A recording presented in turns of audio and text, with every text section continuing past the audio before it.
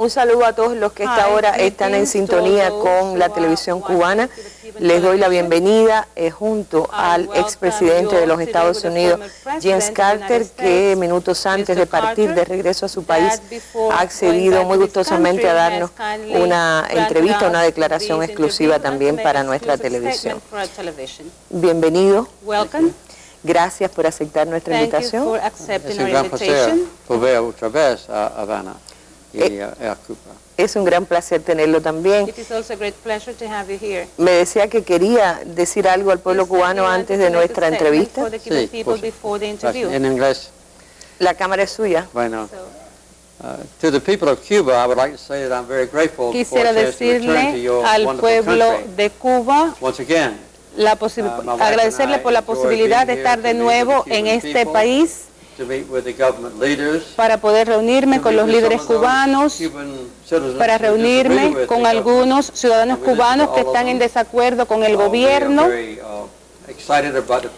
Hemos estado muy estimulados en cuanto a las posibilidades de la reunión que va a sostenerse en el Congreso el próximo mes. También tuvimos la posibilidad de reunirnos con los familiares de los 5 patriotas cubanos, con sus madres, con sus esposas. Espero que en el futuro habrá relaciones diplomáticas normales entre Cuba y Estados Unidos, y quisiera también que llegara el momento en que las restricciones de viajes desde los Estados Unidos a Cuba y de Cuba a los Estados Unidos puedan ser suspendidas, y también que pueda disfrutarse de libertad de reasociación, de viajes. Creo que es muy importante para todo el mundo y para el pueblo de Cuba. Hemos sostenido reuniones con el ministro de Relaciones Exteriores, con el presidente de la Asamblea Nacional, con el presidente Raúl Castro, con el anterior presidente Fidel Castro, que es amigo personal, y haremos todo lo posible para que se produzcan cambios económicos en Cuba. Esta mañana también me reuní con el señor Gross, que ha pasado un largo tiempo en prisión en Cuba, y pensamos que es inocente de cualquier delito. Espero que en el futuro pueda ser liberado conjuntamente con los llamados 5 cubanos que han pasado 12 años en prisión en los Estados Unidos. En el futuro, espero que pueda desarrollarse el comercio y los viajes entre ambos países, y que se pueda suspender totalmente el embargo económico, que es una opresión para el pueblo cubano y que no solamente afecta al gobierno cubano, sino que es al pueblo de Cuba el que más se afecta. Y considero que las relaciones entre Estados Unidos y Cuba deben cambiar, y cuando pasé a ser presidente, suspendí las restricciones de viajes en otros países, y he trabajado muy de cerca con el presidente Castro para establecer intercambios diplomáticos. Y ahora Estados Unidos y Cuba tienen a 300 personas empleadas en la oficina de intereses, tanto en la de los Estados Unidos como en la de Cuba, y trabajan cubanos en la oficina de intereses cubanos y viceversa. Y creo que esto puede contribuir a las relaciones diplomáticas normales entre los dos países. Esta ha sido una oportunidad que me ha dado la televisión cubana para poder dirigirme a ustedes y decirles cuán maravilloso es su país. Gracias, y yo quiero aprovecharme esa oportunidad para hacerle unas preguntas. Yo quiero, primero que todo, saludarlo con el respeto y la simpatía que ha generado el único presidente de los Estados Unidos que en 50 años hizo algo por normalizar las relaciones. Usted recordaba algunos de esos pasos importantes. El hecho también de venir a Cuba ya por 2 veces y hacerlo con la mano extendida y con respeto. El pueblo cubano, que es muy orgulloso y digno, recibe con simpatía visitantes así. Bueno, yo creo que entrando en materia, usted me ha relevado de hacer introducción al expresar nuevamente su voluntad y su deseo de que se levante el bloqueo a Cuba. Se sabe que hay un consenso mayoritario en la sociedad norteamericana que incluye a la comunidad cubana en Estados Unidos y que además, bueno, la comunidad internacional lo ha demandado en los últimos 20 años de manera masiva, de manera que sus esfuerzos son acompañados también por las grandes mayorías en Cuba y en el mundo y en Estados Unidos. Y yo pregunto, ¿por qué, como usted mismo reconoce, el bloqueo se mantiene? Y los cubanos y las cubanas sabemos que se mantiene además con el mismo rigor de antes, a veces con aprieta un poquito más. Yo pregunto, ¿qué perspectiva usted le ve a las relaciones Cuba-Estados Unidos y a ese bloqueo contra el cual está todo el mundo? Well, as you know,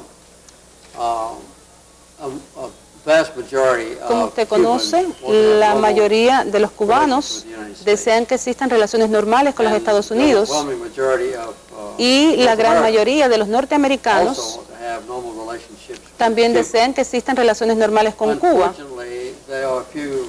Indudablemente existen algunos líderes radicales en mi país, algunos en posiciones destacadas en el Congreso, en muchos de los casos cubanoamericanos, que insisten en mantener este distanciamiento en las relaciones entre ambos países.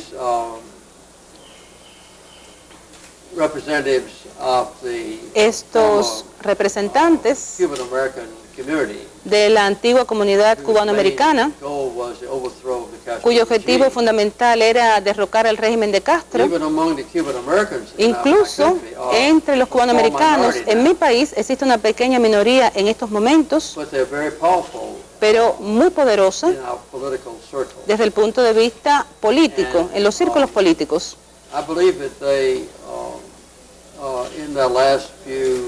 Considero que en los últimos años ha habido algunos progresos porque incluso la opinión pública dentro de los círculos de Miami y de los cubanoamericanos, incluso los más jóvenes dentro de esa comunidad, desean que se levante este bloqueo económico y tener oportunidades normales para poder viajar en ambas direcciones, de Estados Unidos a Cuba y de Cuba a Estados Unidos.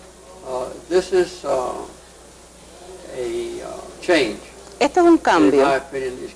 En mi opinión, es un cambio que va a avanzar en el futuro y espero que mi pequeña voz, así como la opinión de muchos norteamericanos, puedan hacer que esto se materialice. Señor Carter, le escuché con mucha emoción I heard you quite excited en la conferencia de prensa during your press conference, y aquí en la presentación. and now when you make your first statement, Le escuché demandar también la libertad de los 5 cubanos héroes the 5 Cubans who are imprisoned in the States. que Cuba considera héroes porque enfrentaron a grupos terroristas y lograron evitar que creciera la lista de nada más que 2.099 incapacitados y 3.478 muertes que ha ocasionado el terrorismo a nuestro país. No sé hasta qué punto usted es consciente de cuán sensibilizado está el pueblo de Cuba con la demanda de libertad para los 5. Sin embargo, es decir, no lo escuché pronunciarse por el indulto. I didn't hear you making reference to pardoning.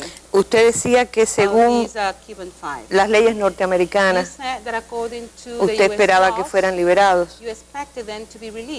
Ellos han apelado a la Corte Suprema, que le denegó la revisión del caso, a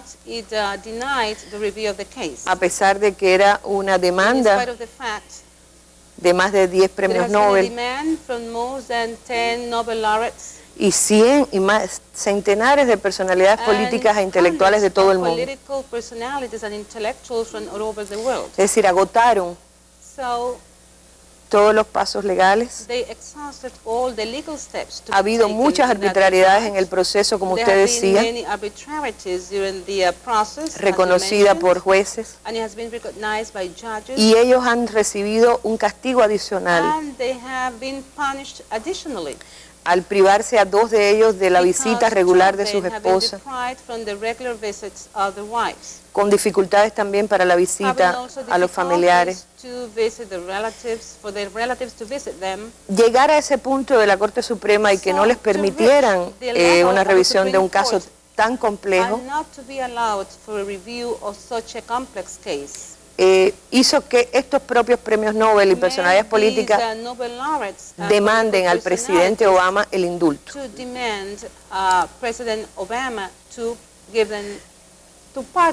Usted fue presidente de Estados Unidos. Usted ejerció el derecho del indulto. Como un gesto humanitario que le digo como cubana que agradecería profundamente el pueblo de Cuba, estaría dispuesto a sumarse a otros premios Nobel que piden el indulto de los 5 Obama.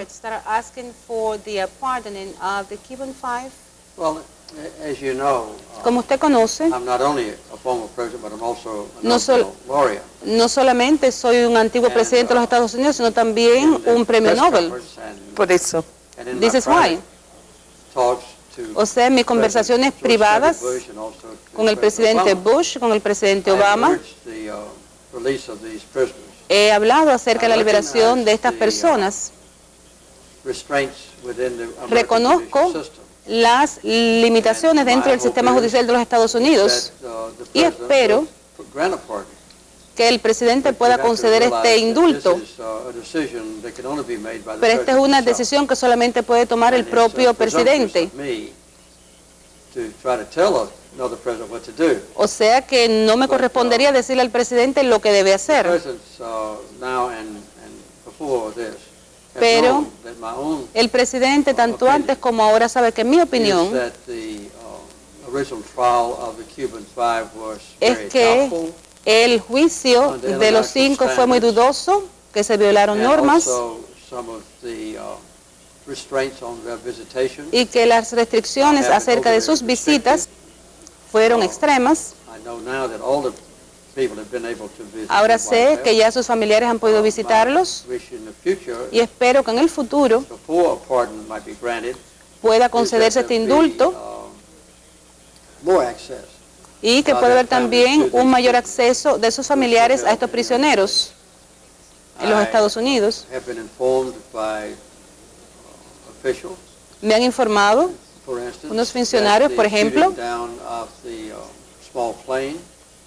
que el derribo del pequeño avión en La Habana, que hizo posible la muerte de 2 de los pilotos, tuvo lugar después de que el presidente de los Estados Unidos informara a los líderes cubanos que ya no habría más vuelos. Los funcionarios cubanos me comunicaron de que expresaron muy claramente al presidente de los Estados Unidos que no podía permitirse el sobrevuelo de la capital del país, dejando volantes, y que tenían que proteger la soberanía de Cuba. Así que aun cuando esto es algo más serio, es un alegato más serio, en mi opinión, tengo dudas en cuanto a esta extensa condena a que fueron sometidos estas personas. Pero cuando regrese pienso conversar con el presidente Obama. Aquí está mi declaración pública, las he hecho antes, con otros líderes norteamericanos, y hemos hablado en favor de la liberación de los 5. Una de las razones es que ya sean culpables o no, ya han pasado un largo tiempo en prisión, más de 12 años, o sea que ya han sido castigados adecuadamente, aun cuando hayan sido culpables. Acaba de fallecer recientemente una persona muy vinculada al caso, que usted conoció bien, Leonard Weinglass. Sé que usted sabe que es un hombre amante de la justicia y que luchó por ella. Y sus últimos pronunciamientos, su último trabajo, incluso en su lecho de muerte, estuvo encaminado a probar que los 5 no tienen nada que ver con el derribo de las avionetas. Eso, y entrar más en el caso haría más larga esta conversación. Pero lo que sabe el pueblo de Cuba, lo que se puede probar, lo que saben incluso las autoridades norteamericanas por todo el informe que transmitió Cuba, es que esos jóvenes lo único que hacían era buscar información para evitar actos terroristas. Yo tengo la confianza de que usted también podrá transmitir la solicitud de indulto como un gesto humanitario. Estos hombres han sufrido mucho y han perdido familiares sin poder estar a su lado. En fin, no insisto. Le agradezco su interés y su declaración. En nombre del pueblo de Cuba. Señor Carter, usted decía también esta mañana en la conferencia que tuvo un encuentro de amigos con el comandante Fidel Castro, que en sus reflexiones ha expresado mucha angustia por los riesgos que está enfrentando la especie humana, por los enormes arsenales nucleares que siguen creciendo y que están en capacidad de destruir varias veces al mundo, y también por las consecuencias que podría tener nefastas para la especie humana el cambio climático. Son temas en que yo creo que ustedes tienen una amplia coincidencia. Como físico nuclear, usted sabe lo que significaría, lo que significa para la especie humana la posesión de armas nucleares. Usted fue un presidente que trabajó mucho por educar a su pueblo contra el culto al consumo. Promovió políticas de racionalidad, de defensa del medio ambiente, aunque lo hicieran impopular entre algunos sectores. Bueno, rápidamente solo quiero saber si cree que todavía hay oportunidad de hacer algo para salvar a la especie humana.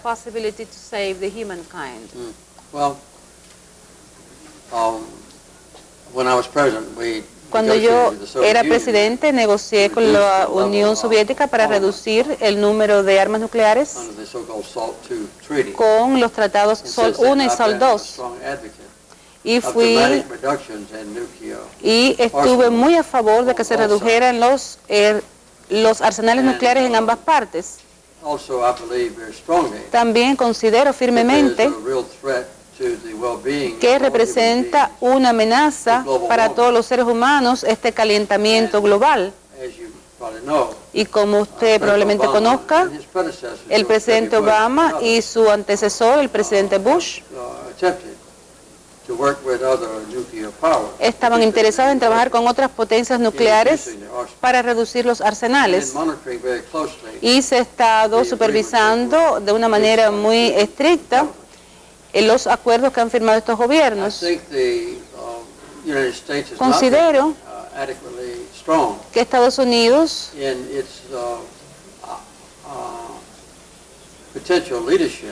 no ha sido